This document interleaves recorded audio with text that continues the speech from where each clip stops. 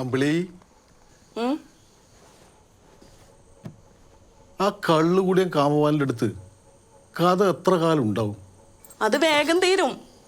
സദാരാമ ഒരാണിന്റെ വേഷം കെട്ടിയിട്ട് കാമബാലിന്റെ വീട്ടിൽ നിന്ന് രക്ഷപ്പെട്ടിട്ട് കുന്തള രാജ്യത്തെത്തും. അവിടെ പ്രതാപവർമ്മ മഹാരാജാവിന്റെ മോളുണ്ട് പത്മാവതി. അവരെ കല്യാണം കഴിയുന്ന ദിവസം ഒരു ഗന്ധർവൻ വന്നിട്ട് ഭർത്താക്കന്മാരെ കൊല്ലും. ആൺവേഷം കെട്ടിയ സദാരാമ പത്മാവതിനെ കല്യാണം കഴിച്ചിട്ട് പത്മാവതിയുടെ മുറിയിൽ കയറും. അപ്പൊ ഒരു ഗന്ധർവന്റെ റോള് ബാക്കിയുണ്ടല്ലേ? ഗന്ധർവനല്ല അച്ഛാ, അത് നിങ്ങൾക്ക് പറഞ്ഞു തന്നോളും.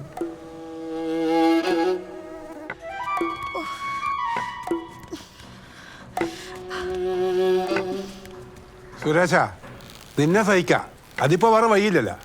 പക്ഷെ ആ നാഹര ക്യാരക്ടർ അതെനിക്ക് തീരെ ഇഷ്ടപ്പെടുന്നില്ല. അത് മാറും. നാഹര ക്യാരക്ടർ നല്ല ക്യാരക്ടറല്ലേ? ശാർങ്ങഹസ്തനും കാമപാലനും. അതെന്തിനാ മാറ്റുന്നത്? ആ ഷമീറിന്റെ ക്യാരക്ടറാ മാറ്റുന്നുണ്ട്. ഷമീറിന് വല്ല മന്ത്രിയോ വജ്രാശയനോ കൊടുത്താൽ പോരെ? എന്റെ പൊന്നെ MT, മനുഷ്യനോട് സമാധാനം എന്താ? നീ മന്ത്രിയോ രാജാവോ എന്തെങ്കിലും ആവും കേട്ടാ. നാഹര ക്യാരക്ടർ മാറ്റാൻ നമുക്ക് അറിയാനിട്ടൊന്നല്ല, വെറുതെ ഒരു ജാതി പ്രശ്നമാക്കണ്ടെന്ന് വെച്ചിട്ടാണ്. നല്ല ഇരുട്ടടി കൊടുക്കാന്ന് വേണ്ടത് മല മയിലും നാഹർക്ക്. അയാൾ ഒറ്റ ഒരുത്തിന്റെ മുടിഞ്ഞ കുടി കാരണമാണ് നിങ്ങൾ അച്ഛൻ നശിച്ചിരി. നാടകം, ഡിസ്കഷൻ, കമ്പൈൻഡ് സ്റ്റഡീസ് എന്നെല്ലാം പറഞ്ഞിട്ട് ദിവസം അണ്ടിത്തോട്ടത്തിൽ ഇരുന്ന് വെള്ളം കുടിച്ചിട്ട് തേരാപാര നടന്നു. കടന്നറിയിട്ടാകുമ്പോൾ ഓ മുങ്ങി. ഈ വീട്ടില് നല്ല ആമ്പിള്ളേരുണ്ടെങ്കിൽ നക്ഷത്രം എണ്ണുന്ന രീതിയിൽ ഇരുട്ടടി കൊടുക്കാന്ന് വേണ്ടത്. Ultimate surgical strike with no mistake.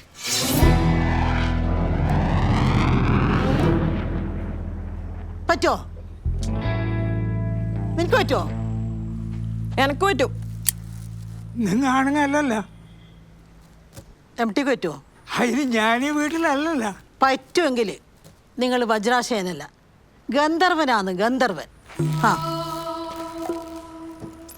അതോടെ സുരേഷ. പിന്നെ ഗന്ധർവനല്ലേ മെയിൻ? കുന്തള രാജ്യത്തെ രാജാവിന്റെ മോള് പത്മാവതിയുടെ ഭർത്താക്കന്മാരാ.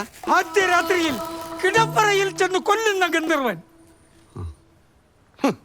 വെറുതെ താടിയിട്ട് ഇളക്കിയിട്ട് വികാരപരിതനായിട്ട് ഡയലോഗ് വിട്ടിട്ടൊന്നും ഒരു കാര്യമില്ല. ആ നാഹര അടി നിർത്താൻ പറ്റുവാ? അത് പറ. I can try. നാഹർ അടി നിർത്തണമെങ്കിൽ നമ്മ അടി തുടങ്ങേണ്ടി വരും. എന്നാ ബാക്കി സീൻ വായിക്കല്ലേ?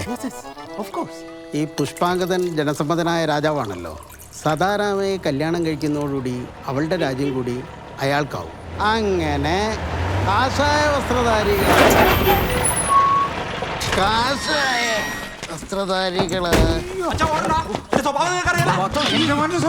അതെനിക്ക് നന്നായിട്ട് എത്ര പറഞ്ഞാലും മനസ്സിലാവാത്ത അച്ഛാ. നാടകം കളിക്കണ്ട ഞാൻ പറഞ്ഞിട്ടേ.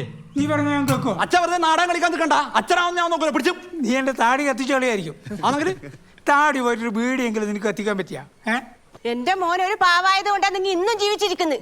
ഇത് പറയാനാ നിങ്ങൾ കുടുംബസമേതം ഇങ്ങോട്ട് എഴുന്നള്ളിയത്? ഇതാരോ ഒരു പുതിയ ക്യാരക്ടർ. സുരേഷ, നീ പറഞ്ഞിട്ട് വന്നതാ? അല്ലപ്പാ. അല്ലേ? അപ്പൊ പുതിയ ഗന്ധർവനായിരിക്കുവോ? എന്റെ എക്കണോമിക്സ് മാഷാന്ന് അച്ഛാ അത്. അച്ഛനും കൂട്ടിയിട്ട് ക്ലാസ് കയറിയാൽ മതി എന്ന് പറഞ്ഞു. അച്ഛനില്ലാത്ത കുട്ടിയാന്ന് പറഞ്ഞാൽ പോരായിരുന്നാ? ഓടെ എക്കണോമിക്സ് പുസ്തകത്തിന് നിങ്ങളെ സദാരാമ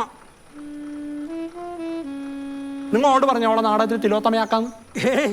ഞാൻ അങ്ങനെയൊന്നും പറഞ്ഞിട്ടില്ല. ഞാൻ നിന്നോട് പത്മാവതിയുടെ വേഷം പഠിക്കാനല്ലേ മോളെ പറഞ്ഞിന്? അതെ അതെ. പത്മാവതിയുടെ റോള് നല്ല റോളാണ്. ഗന്ധർവൻ വന്നിട്ട് കല്യാണം മറക്കുന്ന രാജകുമാരി. ഞാനാ ഗന്ധർവൻ. അല്ല, അത് ഉറപ്പിക്കാനായിട്ടില്ല. ആദ്യം സ്വന്തം മോളെ കല്യാണം ഉറപ്പിക്കും, എന്നിട്ട് മതി ഗന്ധർവൻ. ആദ്യം ഇയാൾ ഇവിടെ എക്കണോമിക്സ് പഠിച്ചു പാസ്സാക്കട്ടെ, അതിനുശേഷം നമുക്ക് കല്യാണത്തിന്റെ കാര്യം നോക്കാം. സുരേഷ്, നീ ഒറ്റ ഒരുത്തിനെ ഇതിനെല്ലാം വളം വെച്ചു കൊടുക്കുന്നു കേട്ടോ. നിനക്ക് ഞാൻ വെച്ചിട്ടുണ്ട് പാട്ടിനി കഞ്ഞി. കൂടെ അത്ര കണ്ടല്ലോ. എന്താ നിങ്ങൾ വരുന്നില്ലേ? ആ ഞാനും വരുന്നു. വീടില്ല കുരിപ്പ്. ആ സാംസനെ കണ്ടോ വീട്ടിലേക്ക് വരാൻ പറഞ്ഞേട്ടാ. സുരേഷ, MT ആന്ന് ഗന്ധർവന് ഉറപ്പിച്ചോ? ഇല്ല, ഞാനങ്ങനെ തീരുമാനിച്ചിട്ടൊന്നുമില്ല. കാരണം കേരളത്തിലെ ഗന്ധർവന് താടി മുളക്കില്ല. അത് കറക്റ്റ്. നാഹരേ, ബലികുടീരങ്ങളെ ബലികുടീരങ്ങളെ ഇവിടെ ജനകോടികൾ ചാർത്തുന്നു.